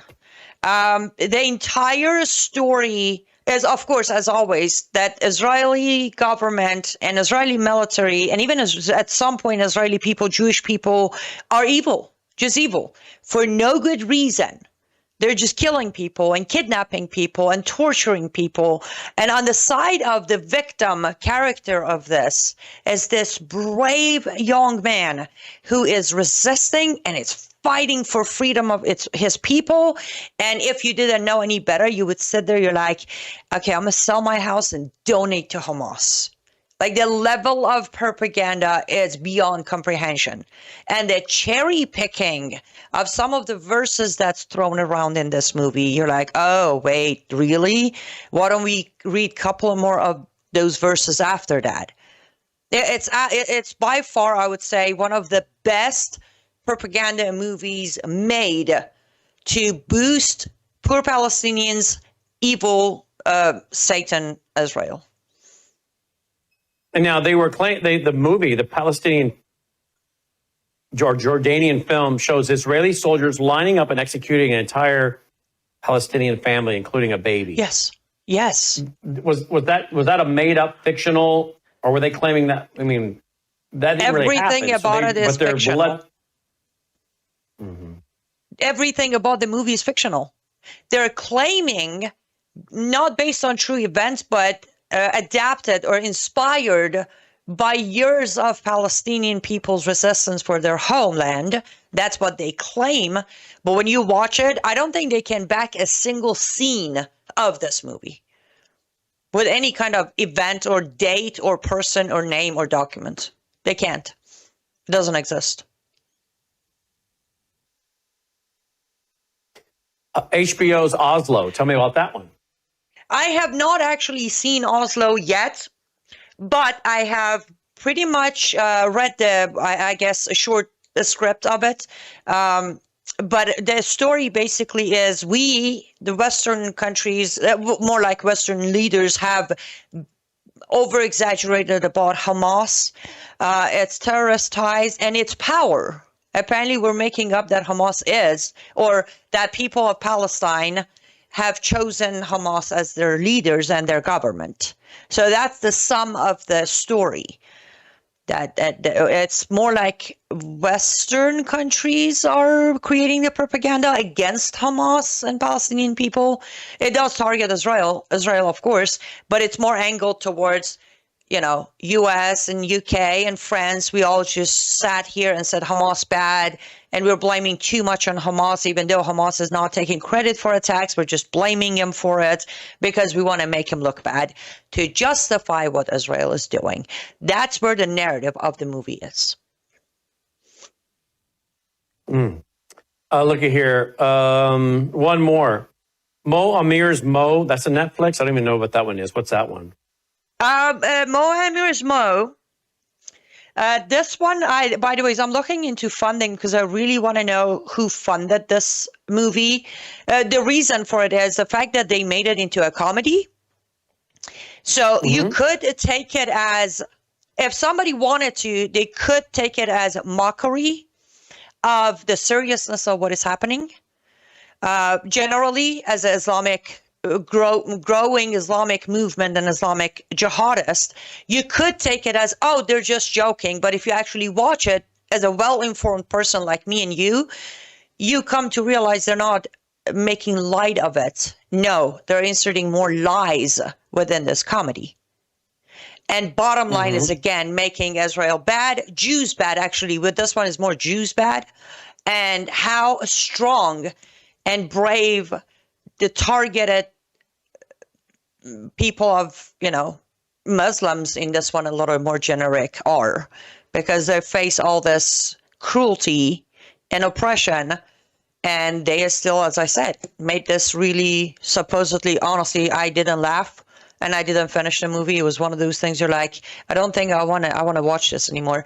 I didn't laugh, but supposedly they can still laugh about it and survive and leave another day. So are there any documentaries on what happened on October 7th on Netflix? No. The one brilliant documentary made by, forgive me as I forgot his name, by a very brilliant Jewish director. It was streamed on some of the churches, including Illinois. He actually tried to submit that, and Netflix had no interest, neither did any other ones. He ended up having it, stream on locations and then on his own website and Rumble and other places. But I know for a fact he tried to get it on Netflix and there was no answer. What about that girl? There's a girl, Logan is trying to get me connected with her to interview her. She made a documentary about the children of October 7th where she interviewed them. Why? I mean, there's one already out there. Why don't they pick that one up? That is a good question. Here's the thing with Netflix. I keep going back and forth with Netflix for the fact that sometimes they're extremely biased, and then there are times when they put out certain movies or documentaries that it's like, oh, okay, they're making up for it. So I can't necessarily say they sold out, but I do believe they're very afraid. There are certain topics that they're too afraid to touch. Because remember, for example, I was talking about this yesterday, Law and Order SVU, season 20, episode 23. I suggest, even if you don't like the cast and the director, and if you think in personal life they're woke, that's okay. Go watch season 20, episode 23. You will be amazed. From that day on, I decided I will always be a supporter of this show and a creator of the show. Because for first time ever, from day one to today, there was an actual very popular American TV show that in a scene of a courtroom, the district attorney picks up a Quran, shouts at the, what do we call the person who's in trial? I'm sorry, I'm drawing blank on the terminology. Defendant, thank you. Waves the Quran at the defendant and says, so you're telling me based on this book, you didn't have the right to rape your wife? That scene happened, Brennan. Wow. And that episode was aired on Netflix. And what TV series? Law and Order SVU, a Special Victims Unit, SVU. Mm-hmm. The story is, it's funny shocking. It starts that a Muslim hijab-wearing congresswoman, hint, hint, gets attacked and raped, and she comes out claiming two young white men wearing a MAGA hat did it. Investigation gets to where her ex-husband, who was a Muslim, did it because she left him because she realized she was a lesbian. Can you imagine such a thing was aired, and when Muslims started coming out, Netflix refused to remove the episode. That's why I'm a little, with Netflix, it's just so weird. But I know when it comes to Palestinian versus Israel conflict, they are scared. So they don't push the reality of what happened on October 7th. They push the propaganda, not excusing what they're doing. I just want to make sure I'm fair, because they have also kept some movies, episodes that was like this, telling the truth. And kudos to Mr. Wolf, creator of Law and Order SVU, for doing that in 2019 in midst of everybody else praising Quran and Islam. He came out and did that episode. So there's still a tiny bit of hope. We had on with us last week Trevor Loudon. And he says there's a website out there. I have it marked on one of my computers. Canary something another. That has videos of Muslims saying that some of them will not be here at year's end. Are you aware of this? I know. So I'm sorry, what are the Muslims saying? That they won't be here at year's end. That some of them will be gone. They won't be here. Like they're going to die. Like they're going to go visit their 72 versions because they blew themselves up while killing us? That's what Trevor reported last week. That he has the videos from this Canary website, which is marked on one of my computers, but not this one, that some of them are stating they're not going to be here. So in other words, it seems as though some terrorist attacks possibly could be in the planning for the year's over. Again, they're always on a standby. I was on Tamara Scott's show earlier today on your network, and she was very shocked with this jihadist attack in Iceland, in a smaller scale, as she phrased it. But I said the same thing to her, said when the population is enough and when there's enough Islamic center or mosque, then there's always a chance for jihad, because all it takes is for one imam to call on jihad of an area and they have to deliver. It's obligatory. There's no choice. So we always face that. But let me take this back to a couple of weeks ago on your program. It feels like this attack, the next attack, will all depends on how the Trump administration is going to handle the situation. Again, I'm very upset that he's doing it, but the more I see him bringing these jihadis into White House and dinners and iftar and all of that, I think it's because, as you said, they have some sort of intel that a major attack is coming and he's trying to diffuse it this way. Not that he will. I don't think that's going to work. I don't. But I think they're connected. And they Are you there, Brian? Did you hear me say that last week? Did you hear me say that last week? I did. Yes. I was on your show. You said it. So you, like we were discussing it together. Yes. Oh, okay. Okay. Sorry. They all shows run together. So you and I agree that there's likely something the Trump administration knows is in the wind, and they're trying to prevent it with this placating the Islamists. Exactly. And that's why we're seeing it. Like, since he came back from Middle East, I think I have released easily 3 Substacks on his handshaking, taking pictures, having dinner with these jihadists. It's going a little too fast. So yes, but to answer your question, I'm not aware of what Trevor said. I will definitely look into it tonight. But yes, I do believe they're holding us hostage with these intels of, listen, you keep doing what you're doing, you being Trump. You keep handing over the country, or we're going to take it over this way. There's a full-on hostage situation going on. Let's go to this next one, liveuptofreedom.substack.com.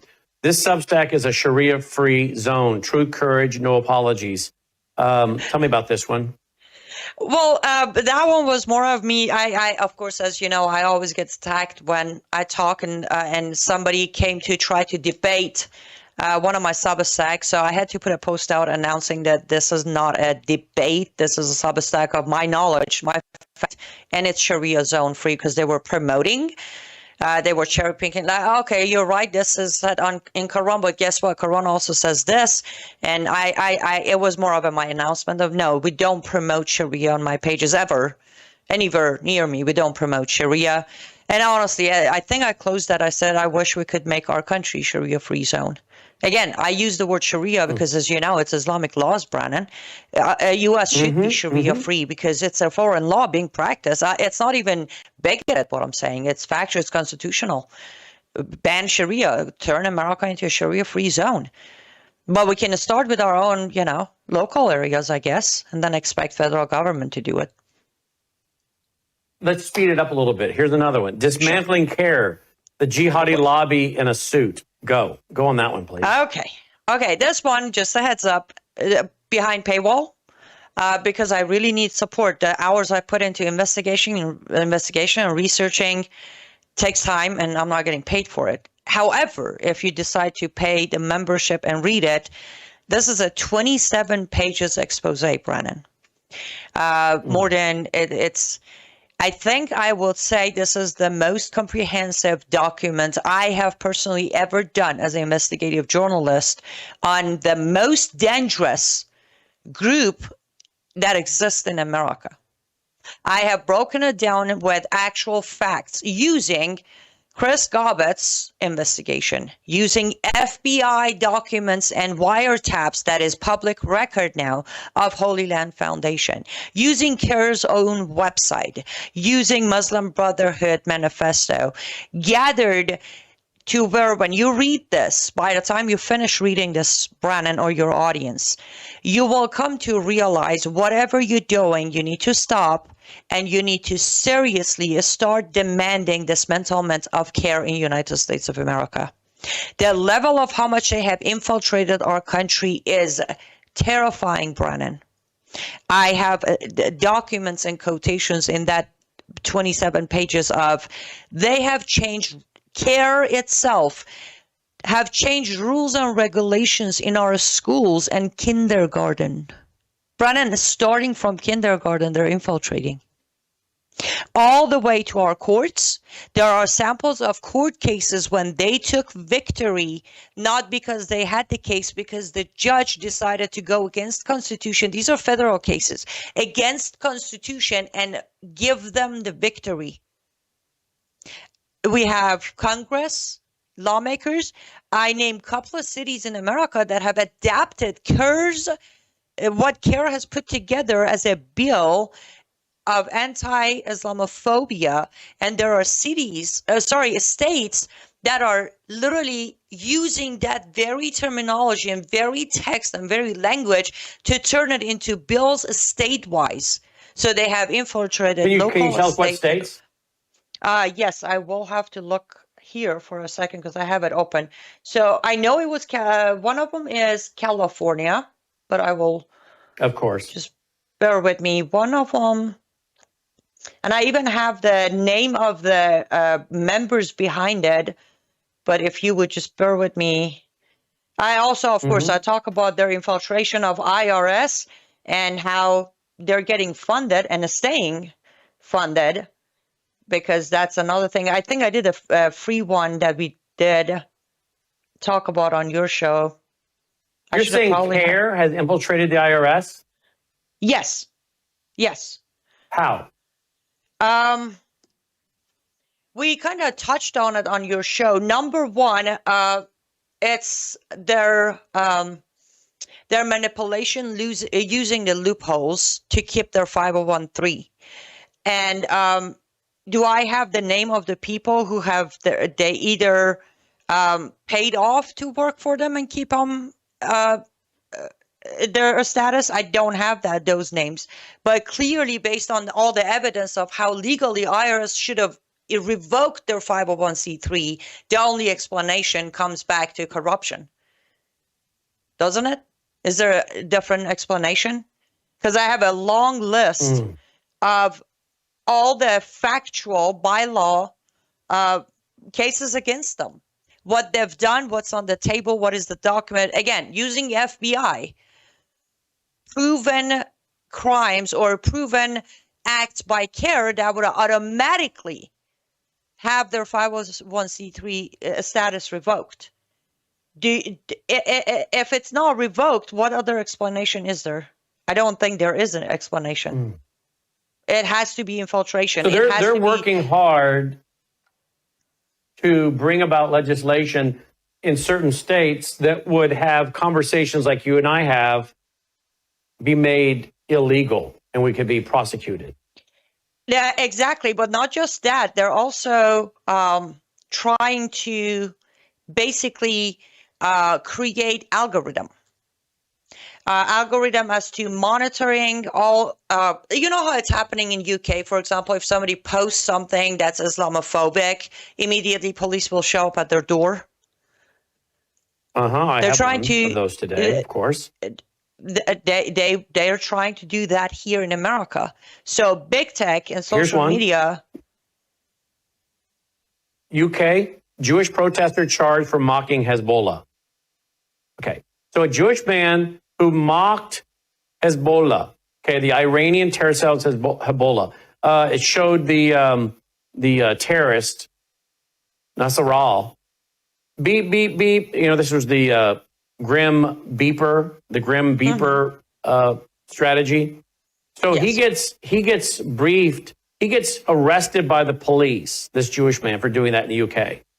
Can I just say I'm sorry to all my friends there in the UK who are Christians, but the UK is about to get what they deserve. UK.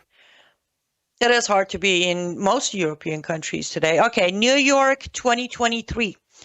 Senate Resolution 1442, introduced by Senator Robert Jackson, Democrat, condemned Islamophobia and praised CARE by name, but never defined the term. Senator Cordell Clare co-sponsored it.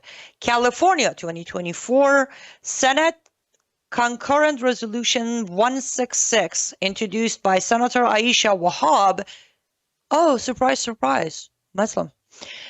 Condemned Islamophobia and anti-Palestinian hate. The language closely mirrors CARE's 2022 report. It passed with bipartisan support, but included a disclaimer that it won't violate the First Amendment. Illinois 2023, House Resolution 336, introduced by Representative Abdel Nasser Rashid, another Muslim, called for accountability mechanism to combat anti-Muslim sentiments.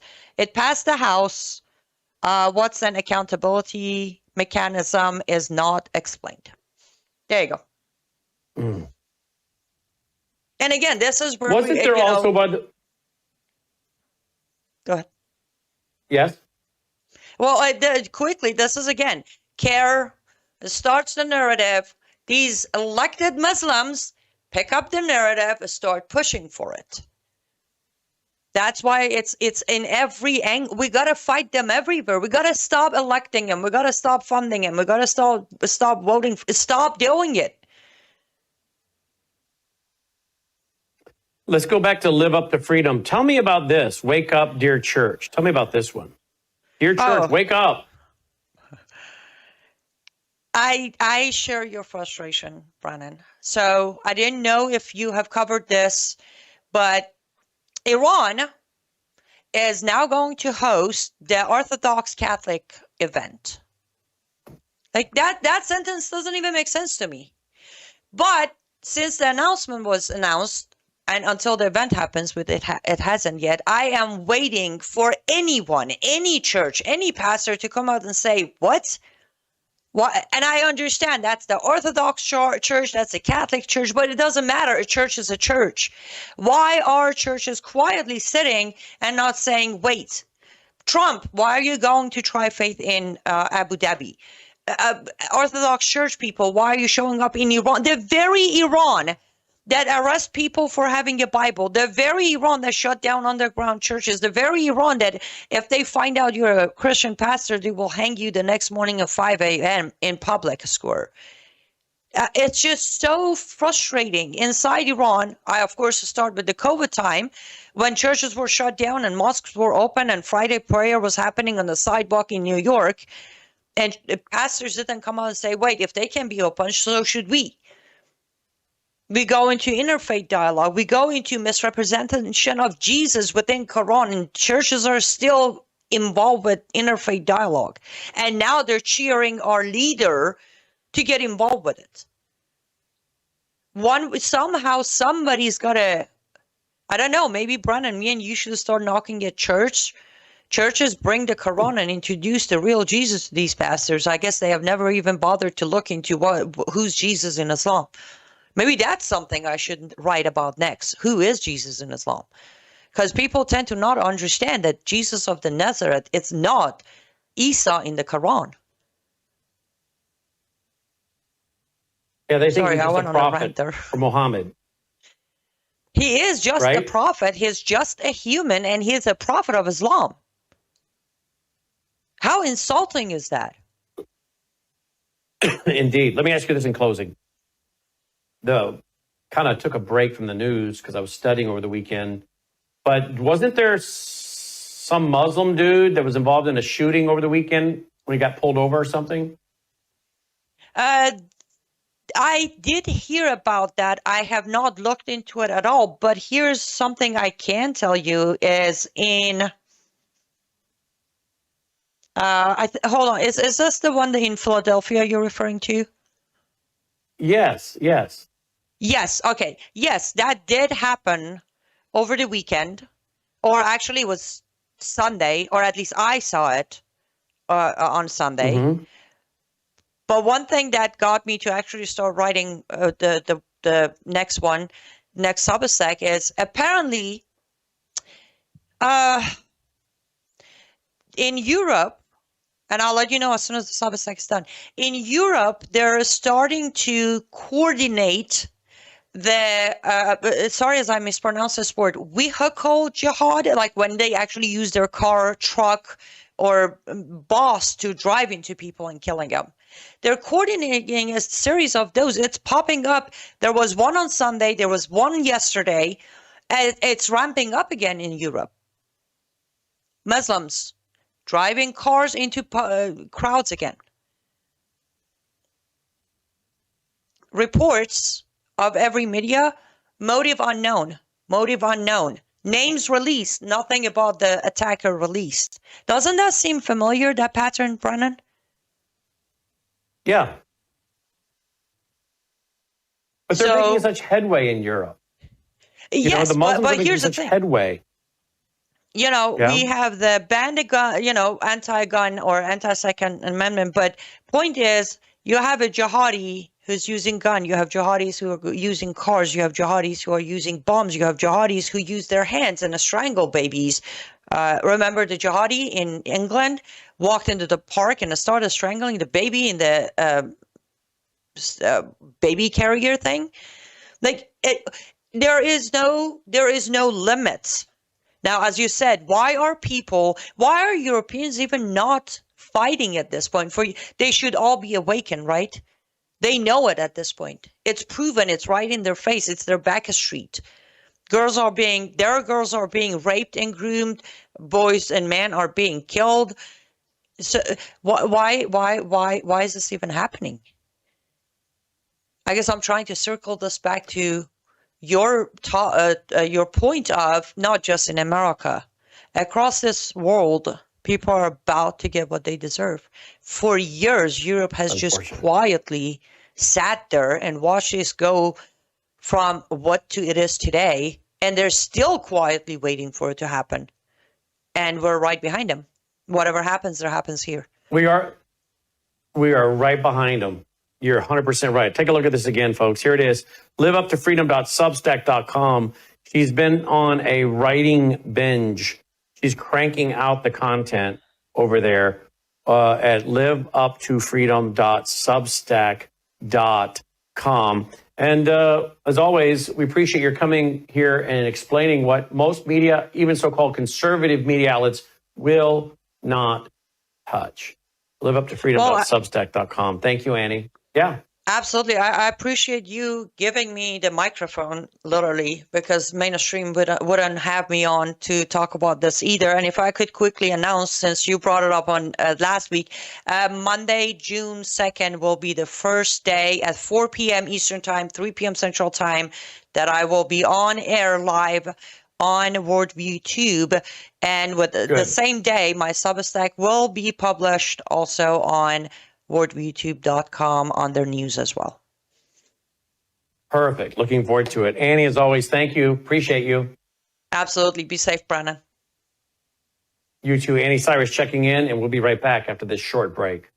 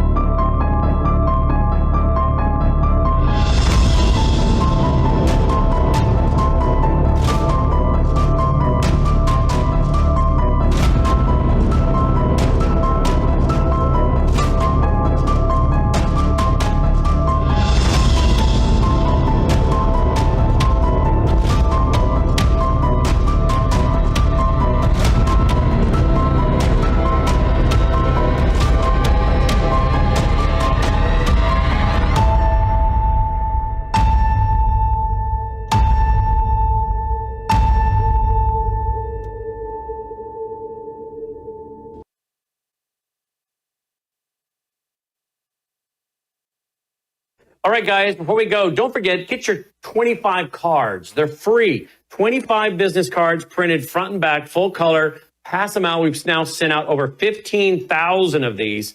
15,000. That rubber band broke. We've now sent out 15,000. So get these at worldviewstore.com. Worldviewstore.com. Now, while you're there at worldviewstore.com, don't forget about our fall conference coming up.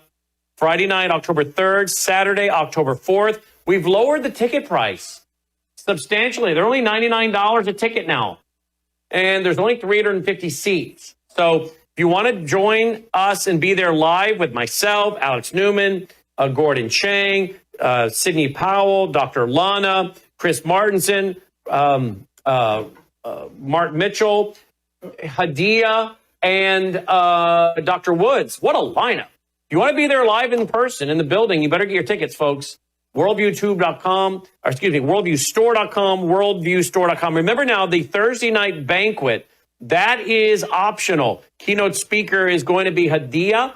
My grand piano player and grand piano will be there. I'll do a few numbers as well. And then a keynote presentation by Hadia. Worldviewstore.com, worldviewstore.com. And then go over to worldviewfoundation.com. Will you? Worldviewfoundation.com. Remember, we're brought to you by you. Our bandwidth bill is like over $8,000 a month, something like that, with storage and bandwidth, because so many people are watching the programs, and we're giving them away for free. Free.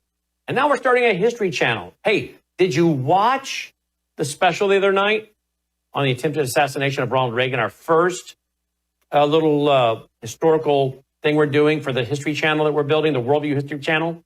That's just the first of many to come, folks.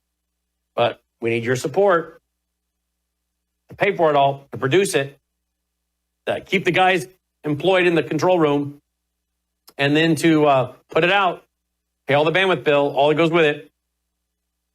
So go here, worldviewfoundation.com. You'll also find our mailing address there if you prefer to support us through the mail. Worldviewfoundation.com, worldviewfoundation.com. Roll the music. Let's call it a night. Another great program, right? Aren't you thankful for us here? We're thankful for you because, again, you help make so much of this possible. We also are going to be adding some free Worldview rallies to our schedule for the fall. I'll just give you a little hint. Des Moines, Iowa. Des Moines, Iowa, or Des Moines. Des Moines, Iowa is on the schedule right now, folks. We'll let you know the date. We're trying to decide between Joplin, Missouri, Sioux Falls, Wichita, Kansas. I don't know, but looks like Des Moines, Iowa. I think we already have a date. We'll be letting you know about that real soon. Free Worldview weekend rallies. Again, brought to you by you as you go to worldviewfoundation.com. Hey, thanks for watching. Till next time, I'm Brandon House. May God save America. Take care.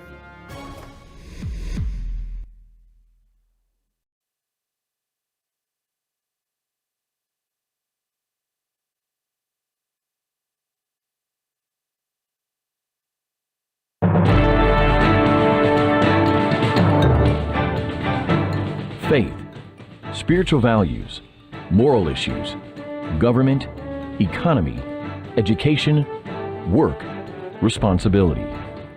What we think about these depends on our worldview.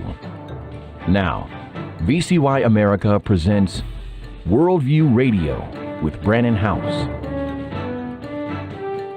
And welcome. Glad you are with us on this May 27th, 2025. We're going to hope you had a great Memorial Day weekend.